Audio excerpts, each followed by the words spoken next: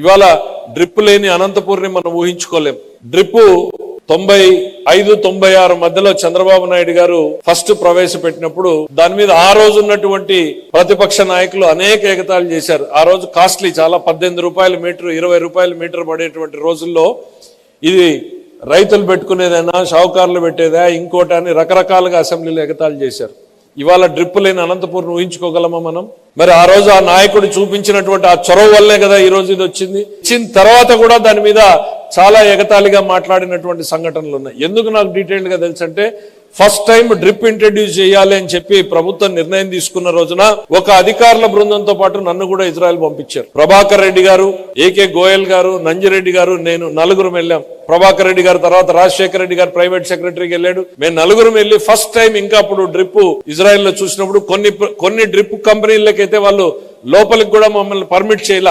Inline drip అనేది ఇంకా అప్పుడప్పుడే తయారవుతా ఉంది. టెక్నాలజీ అంతా కాన్ఫిడెన్షియల్ గా పెట్టుకున్నారు వాళ్ళు. తెచ్చి ఆ కమిటీ మేము రికమెండ్ చేసిన తర్వాత ఫస్ట్ టైం మనం ఆ రోజు డ్రిప్ ని ఇంట్రడ్యూస్ చేశాం. ఆ తర్వాత జాతీయ స్థాయిలో చంద్రబాబు నాయుడు గారి ఆధ్వర్యంలో ఒక టాస్క్ ఫోర్స్ వేస్తే జాతీయ స్థాయిలోనే డ్రిప్ ని ఇంట్రడ్యూస్ చేయాలనేటువంటిది తీసుకొచ్చారు. అంటే తెలుగుదేశం ఎప్పుడున్నా కూడా రైతుల్ని ఎట్లా ముందుకు తీసుకుపోవాలి, రైతులకు ఎట్లా సపోర్ట్ చేయాలి అనేటువంటిది ఆ రోజైనా ఈ రోజైనా అనేటువంటిది చెప్తా ఉన్నాం. ఆ రోజు డ్రిప్ ఇచ్చాం. గత 4 ఏళ్లు డ్రిప్ ఆగిపోయింది.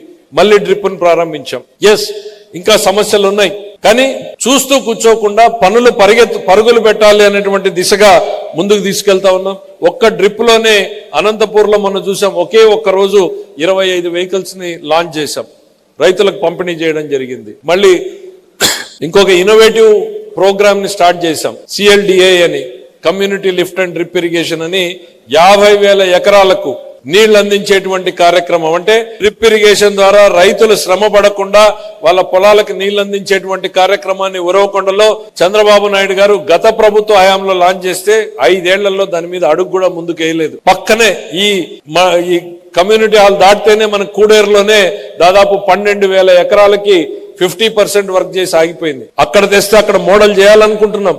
ఇక్కడున్న కంపెనీలు అన్నింటినీ అందులో భాగస్వామ్యం చేయాలనుకుంటున్నాం. మీరు ఏ రకమైనటువంటి టమోటో కొంటారో, మిర్చి కొంటారో, లేకపోతే ఇతర వెజిటబుల్స్ కొంటారో, గ్రీన్ లీఫ్స్ కొంటారో మీరు చెప్పండి. నర్సరీ మీరే తీసుకురండి, మార్కెటింగ్ మీరే చేసుకుందరు, కంపెనీలు తీసుకొచ్చి ఏ రకమైన పెస్ట్ కొట్టాలి, మందులు కొట్టాలి మీరే చెప్పండి.